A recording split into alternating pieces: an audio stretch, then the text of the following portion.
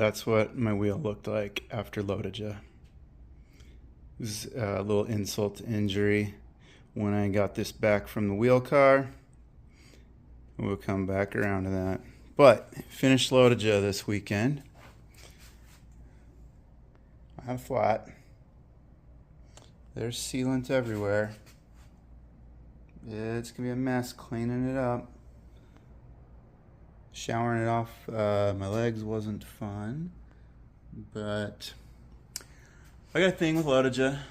Done it a bunch of times. Got some bid numbers from over the years. I got a bunch of finisher medals. Somewhere I'm missing one. Got a podium medal. Somewhere in the house I have a winner's trophy. But did the Silca tubeless sealant cost me a podium this year? Or was it the Dynaplug racer? Or was it my preparation? Anyway, I was racing LOTOJA. I was in the Masters 1, 2, 3, 4 group. So, you know, all the guys that are old enough to have not do dumb stuff anymore. Some are retired and just ride their bikes full time. And it is a tough group. They had some of the fastest times of the year this year. Winning time in my group was 8 hours and 56 minutes. My time last year was 8:58 the whole day. I was seeing that we were on sub 9 pace. I knew it was going to be a fast one. You could tell it was a fast one because I was hurting a lot of the race. These guys were working me over. But there are 3 big climbs that are decisive, and I made it over all 3 with the lead group. And there were 11 of us that made it into the lead group. We were 160-ish miles into the race, 155.8 is where it stopped at the Alpine aid station, and it was probably about 4 miles after that I punctured. Rear tire punctured. I have, for a long time, kept the Dynaplug racer. I taped right here. It's on quick draw. I jumped off my bike. I popped the cap. I didn't pop the cap on that end. Maybe I did. I don't remember. Initially, popped the cap. Grabbed the little tool. I darted it in there. And when I pulled it back out, I got some refills here. The gold tip was still in the tire. It dropped onto the inside. But the plug just stuck in the opening there. And so then the plug's there, the tip's gone. And that was easily a pluggable hole. So that should have saved me. But I probably should back it up. The first thing you should do after you get a puncture, the tubeless road tire, I stopped, I found the puncture, I rotated it to the bottom so all the sealant can come out, and I waited a little bit. Because your pluggy stuff should plug stuff up. Gave it a little bit, 20 seconds, it seems like eternity, tried to be patient. Got back on, nope, it just started spraying again. So then, did the dart, the plug just stuck in the applicator and the tip separated, and there was no way that bigger rounded end was going to go through the puncture I had. So the wheel car was a little bit behind me. They pull in and they were right there. I said, hey, I need a Shimano 12-speed. The sweet couple that was working as the neutral support vehicle.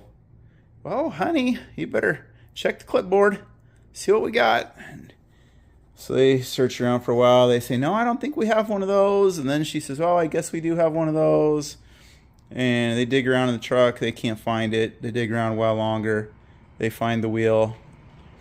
I asked the guy, I said, hey, do you have a 6mm hex wrench so I can get my wheel off? Well, no, I got a crescent wrench. So I dig into my trusty pouch, dig out a 6mm, get the wheel off, get the wheel changed. Lead group is long gone at this point, and there were 10 in the lead group at that point. I was number 10, so there were 9 left. And I went on to finish 10th. There's more to that story, but finished 10th. Didn't get to sprint for the win. I was feeling good. My legs were still good at that point. I've always been a second half LOTOJA guy, and the only 2 times that I've been there to contest the sprint, I have managed to outsprint the majority of the people and have ended up 1st and 5th in the 2 times I've been there. I've been in the lead group of LOTOJA 4 times. I have now flatted twice and been on a podium twice. So I have only had 2 tubeless road flats in the last 5 years at all. Like all my riding, thousands of miles, only 2 tubeless road flats. Both times while riding with the lead group at LOTOJA. So that's some pretty rotten luck. Last time was a front tire. This time was a rear tire. Not that it matters, but puncture. So I've been using this fence. After last time, I thought, well, I want to make sure I got something better because I don't want to have that happening. I want to make sure my sealant just works. And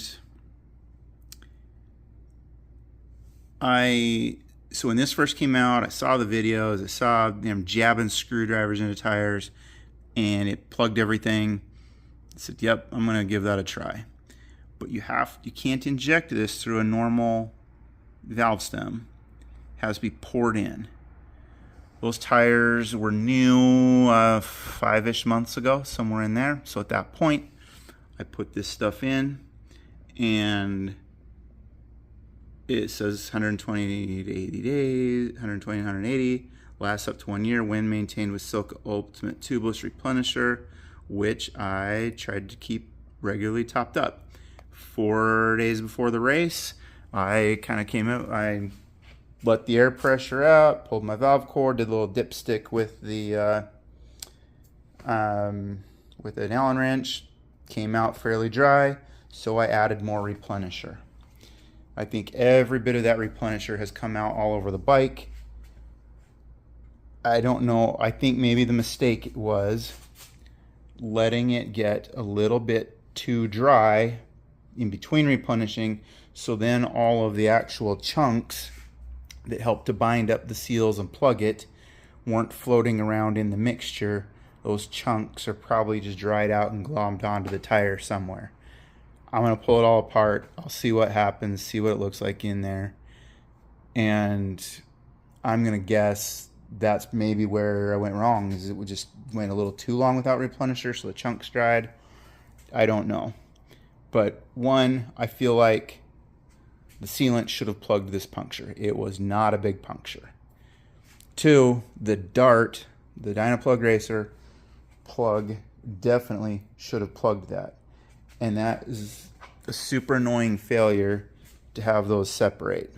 And it was like the sticky part of the plug was bonded into the applicator. It took me forever to dig that out of there. So I don't know what the fix for that is. You know, you just got to make sure on a regular basis you kind of pull that plug out, make sure that it's not stuck to the inside of your applicator. Lesson learned. If you count mountain biking, which I want to try to do a lot of mountain biking and ride a bunch, I've only had 1 mountain bike flat tire in years. That also came in a race. So the only 3 flat tires that I've had in the last 7-ish years have been in races. And it's super annoying. Like, I don't mind if the Saturday morning group ride I get left behind because I'm busy fixing a flat tire, but 3 different races is super annoying. So anyway, that's a little report on LOTOJA and the Silca Ultimate Tubeless Sealant and the Dynaplug Racer tool. If you got questions about that, let me know. I'll be busy cleaning this bike and taking off this wheel and adding some fresh goopy stuff. I decided that I needed to add a little more to the end of that last video. So I pumped this up to 55 psi, which is what I run it at, and it started squirting at about 50 psi. So even though it's been sitting for 48 hours, things still haven't gelled up enough in there to actually, for lack of a better word, clot it off. Still leaking, so I'm gonna put a plug in again. We'll attempt that, throw a plug in, see what we can make happen here. But the tire's still gonna come off, so I get fresh chunky sealant in there. I think it needs it needs a few chunks. So break into our little Dynaplug tools here, grab a refill, making a mess. See what we can do. All right, we got a fresh little dart. So I'm going to, we will insert that into the applicator. Let's dart this bad boy. See if we figure out. There we go. In.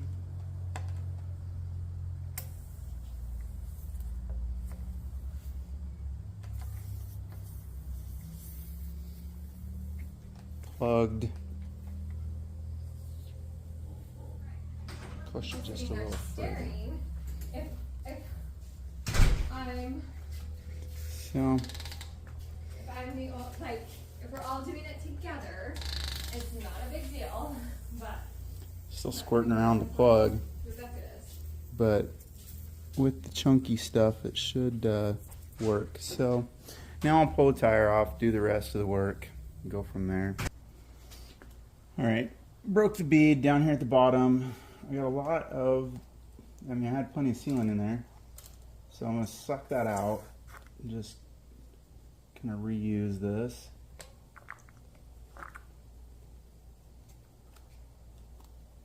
But I'm not seeing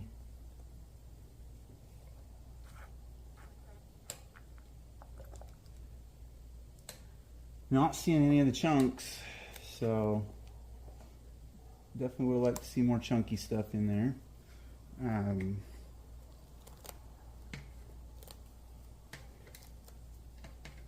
I always go back and forth on whether I'm going to peel this junk off or know that it's probably what's actually helping seal and just leave it there, but I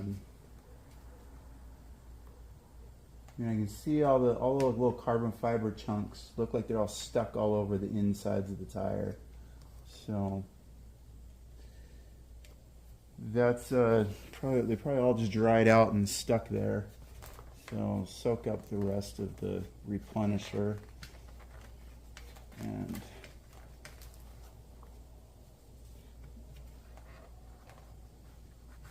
just add some more of the chunks, more of the actual good stuff. Go from there.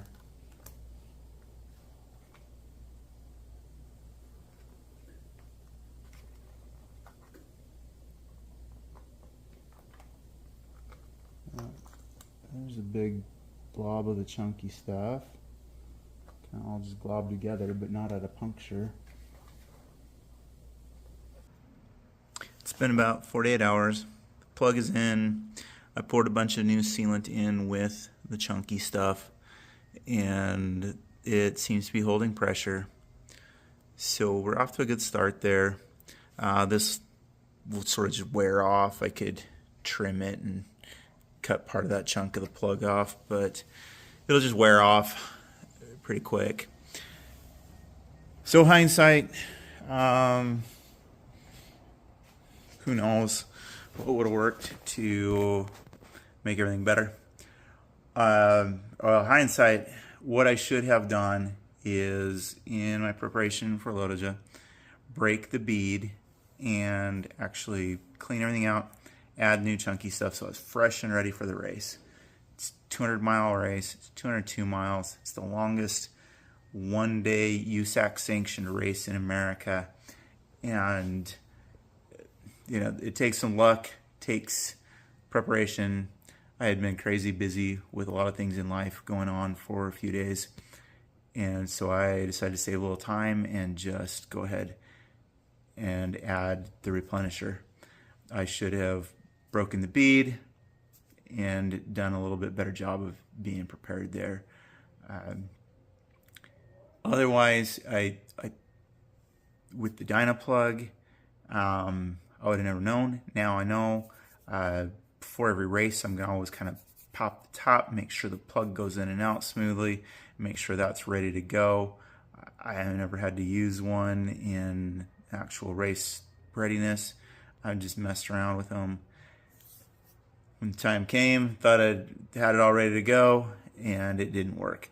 So I'll be prepared to try to have that ready in the future and go from there. But the other thing, in the past I've always used Orange Seal, which has glittery stuff in it, and you can inject it through your valve stems. So, you're getting more of the chunky, glittery stuff. It won't plug as big of a hole as the Silca.